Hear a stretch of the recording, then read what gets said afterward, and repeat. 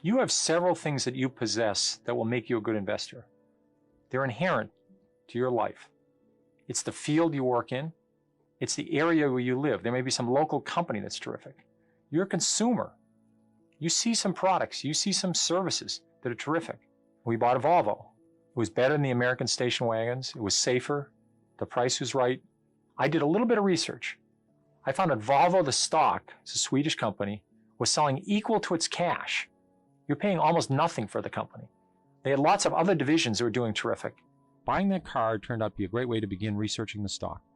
Sometimes people take things for granted. My field was the mutual fund industry.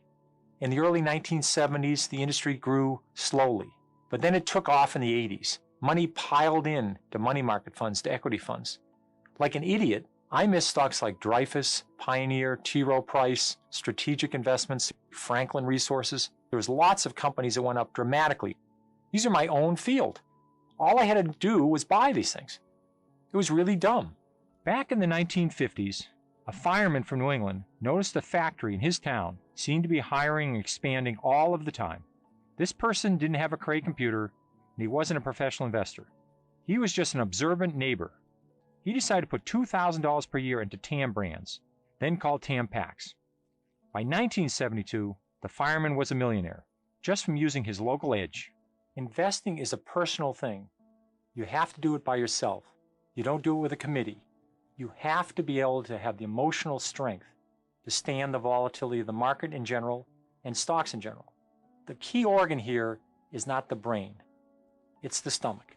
Do you have the stomach for this? Do you have the patience for it? You should be able to look in the mirror and say to myself, what am I going to do if the market goes down? If you know something that will drive a company's earnings higher, you know something that will drive a company's stock higher sooner or later. But you can't just guess at it. You have to have some reasons, such as costs are coming down or a new product's going to be a big hit. Research is developing a company story, an idea of why earnings should go up or down. It doesn't mean sitting in the library for hours, reading SEC filings, or fiddling with a calculator. Research is exciting. It's very little math. When I owned Chrysler, it was the biggest position in my fund. When I was at a movie theater, at a sports event, I'd run into somebody driving a minivan. I'd ask them, what do you think of the minivan? Would you buy another one? What do you like about it? People would say, well, it's a little underpowered. They only have a 4-cylinder engine. I knew they were already working on a 6-cylinder engine. So this is research. Research starts with the things you know, your edge. If you're a mechanic, look at the tools you use. Which are the best? Which are the best value? Or if you're a doctor, see what new technology saves the insurer money, or software systems that reduce costs at hospitals. You probably already know a few companies quite thoroughly.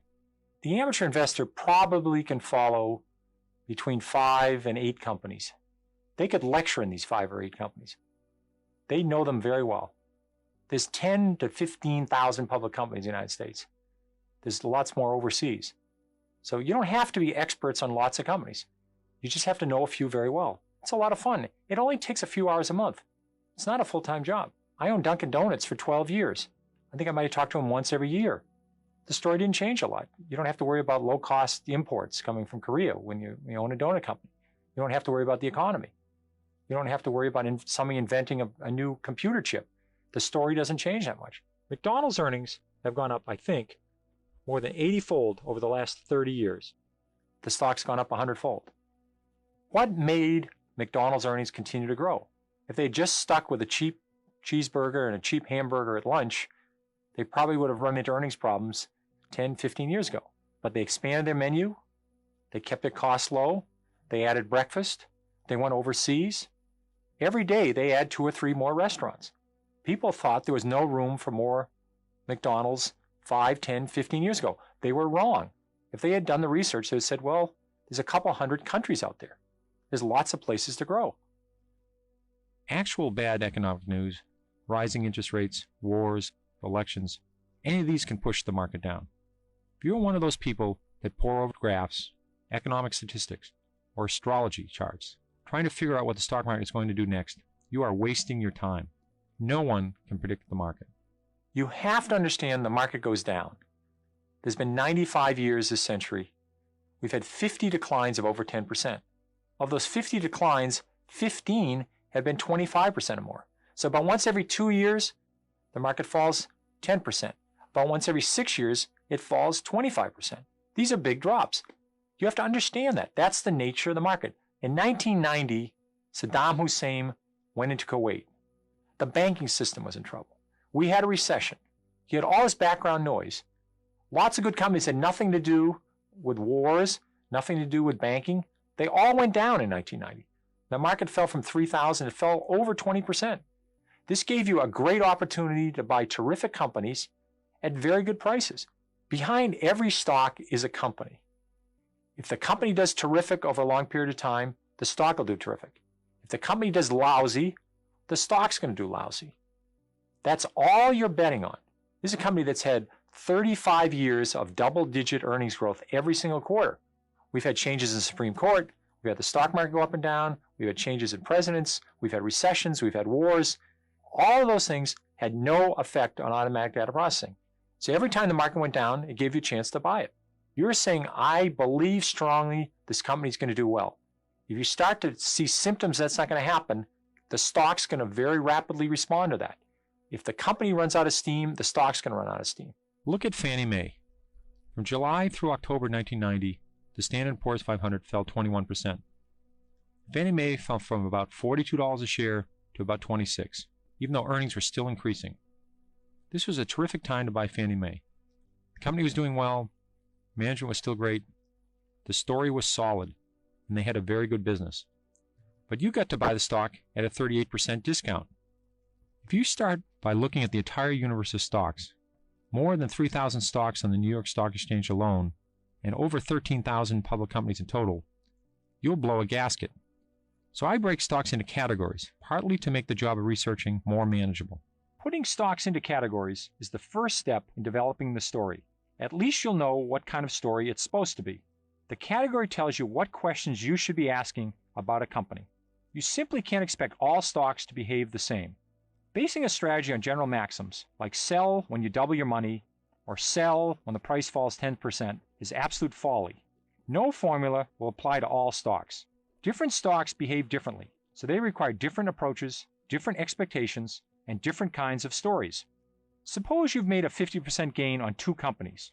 One is a fast grower with a long way to go. The other is a big, lumbering, slow growth company that has already saturated 95% of its market, and that market itself is growing slowly. The 50% return is fantastic for the slow grower. The chances are it's time to sell it. The same 50% return could be just the tip of the iceberg for the fast grower. There are basically 5 categories. 1 would be fast growers, 2 would be slow growers, 3 would be cyclicals, 4 would be asset plays, and the 5th one would be turnarounds. In the meantime, remember, categories are guidelines. They are not hard rules. Some companies may not fit neatly into a category. Others may seem to be in 2 categories at once. Almost all companies change categories at some time throughout their lifetimes. Fast growers, if successful, will always eventually slow their growth. They'll run out of places to go. Cyclicals experiencing long down cycles may become turnarounds. Once recovered, they probably will be cyclicals again. Use the categories as guides to help you build your story, but don't let them limit the questions you ask or the research you do. One thing we can say about companies in general: it's easier to go from $100 million in sales to $200 million in sales than it is to go from $10 billion in sales to $20 billion in sales. So smaller companies tend to have more upside potential than larger companies. But don't dismiss all big companies out of hand. Some big companies defy their size and find exciting new ways to grow their earnings. As well, good opportunities exist in companies that are cyclical, regardless of their size. When most people think about investing in the stock market, they dream about investing in a fast grower, a company that is growing at over 25% a year. At 25% a year, a company's profits will double in 3. They quadruple in 6. They go up 8-fold in 9 years. That's how you get a huge stock in a decade. There's not a lot of these, but they're very powerful. And the best part is, you don't have to catch them just as they're taking off. The beauty of growth companies is you have plenty of time. If they're going to grow for 5, 10, 20, 30 years, you don't have to be there the first year or the second year. You could have bought Walmart 10 years after they went public and made 30 times your money. What makes a company grow earnings so quickly? Either it is a rapidly growing industry, or it's a rapidly growing company in a slow growth industry. Rapid revenue growth and rapid earnings growth are the hallmarks of a fast grower. But you just can't buy any stock with hot earnings and hot sales. You have to check the balance sheet and make sure the company can keep growing. One way you can look at growth companies is think of baseball. A normal baseball game has 9 innings. You should look at a growth company and say, I don't want to buy it when they're in the first inning. I want to buy it when they're in the second or third inning. They've got the formula right. They've got lots of room to go. So you want to say to yourself, this is a company that's very early in its cycle, like a McDonald's when they're only in a few stores, or limited when they're only in 100 stores. And they had lots of malls to go to.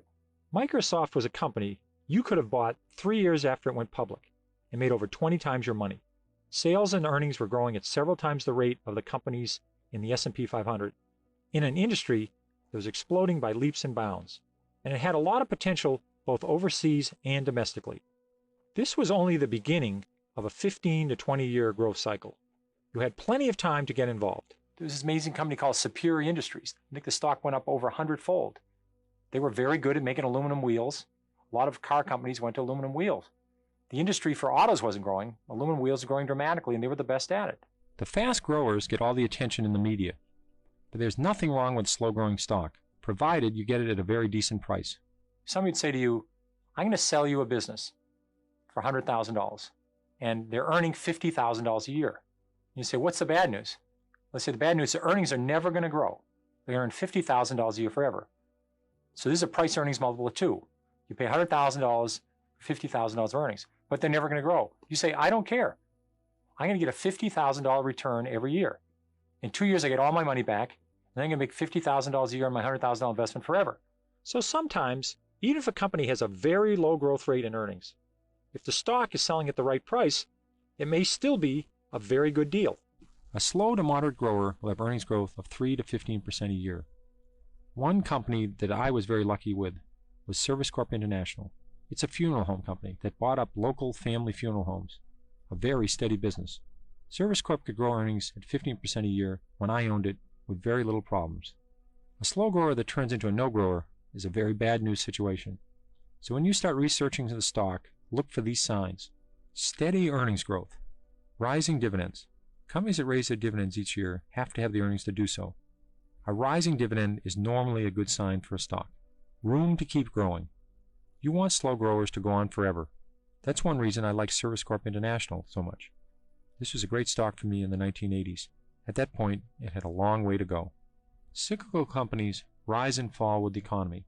Typically, they make expensive big-ticket items that people buy when the economy is good. Things like houses, cars, and furniture. When the economy is bad and people are worried about losing their jobs, they don't buy big-ticket items. They're too broke or too scared that they will go broke. Don't try to time a cyclical stock if you don't have intimate knowledge of the business, if you don't have an investor's edge. Everyone on Wall Street tries to time cyclical stocks too. Because the stock market looks forward, you could be left with a sinking stock even though the company's earnings are terrific. You make your best money in a cyclical when earnings go from rotten to mediocre, or from mediocre to pretty good. The danger point is when earnings go from great to spectacular. Somewhere between these 2 points, Wall Street will figure out there's only one way to go, and that's for profits to go down some point in the future. Just don't buy in the hope. Wait for things to get better. Prices to get better, capacity to shrink, inventories to go down, scrap prices to get better. Something ought to be happening. So you just want to wait for something really to happen, and then when it happens, it's going to be big. Let's take a look at Chrysler. In 1990, the company was selling for $10 a share. The economy was lousy. People were talking about Chrysler going out of business. But guess what? The economy came back. Everyone's old car was falling apart. As people made more money, they started buying new cars. And because Chrysler had great products, the minivan, the Jeep, and its first new full-size truck in 20 years, the stock was big. And in addition, very importantly, the balance sheet was decent in 1990. This was not a company about to go bankrupt. If it's a cyclical, you're hoping for a dramatic turnaround in earnings. It's going to happen over 2 or 3 years. Earnings are going to go from a loss to a huge profit. Stock's going to go up and you're going to get out. Make sure you're picking a strong company that can survive when the cycle goes down. That means good cash flow and low debt. If its cash flow is spotty or its debt is high, when the downturn comes, the company faces the danger of going bankrupt. Turnarounds. These are stocks that are battered down, or they're hated companies, or they've been forgotten about. They're depressed in price. But you have determined some one thing or a few things that have the potential for reversing this company's fortunes, independent of the industry getting better or the economy getting better. You always have to do a balance sheet check on any company. This includes turnarounds. Do they have enough cash to make it through the next 12 months, the next 24 months? Do they have a lot of debt that's due right now? These are important questions to answer. Make sure you understand and believe in the plan to restore corporate profits. It's all internal. They're doing something, either new product, new management, cutting costs, getting rid of something inside the company that allows them to improve themselves. Lots of turnarounds never happen, but a few winners can make up for lots of losers. What's important is to wait for the actual evidence of the turnaround occurring, not just the symptoms. The turnaround, you had plenty of time. So just don't buy on the hope. Wait for the reality. Turnarounds are so big, it's worth waiting to get some real evidence. S.S. Kresge was a company going nowhere, in real trouble. They invented the Kmart formula. They rolled it out across the country. The stock went up over 50-fold. Kmart became a massive stock. Sometimes 2 and 2 equals 8. How could this be? Because a company has a hidden asset that isn't reflected in the stock price. When Wall Street wakes up to the hidden assets, the stock could be terrific. Want a great example? Let's look at Disney. Walt Disney is an example of an asset play. After they opened up Disney World and after they'd opened up Epcot, the company's growth rate sort of slowed down. They weren't growing very fast. And then they discovered there was a lot of assets inside the company. There was the name Walt Disney. They started the Disney Channel. They started selling things that they sold at Disney World and at Disneyland. They started selling them everywhere. They used their licenses for Mickey Mouse and all their characters. Made a fortune on that. These are on the books for nothing. The company was loaded with assets. In addition, they had all that land inside of Disney World, and everybody had hotels outside of Disney World. They decided to use their land inside to develop more parks, and then even have other companies come in. These companies paid their money to build inside of Epcot or inside of areas of Disney World.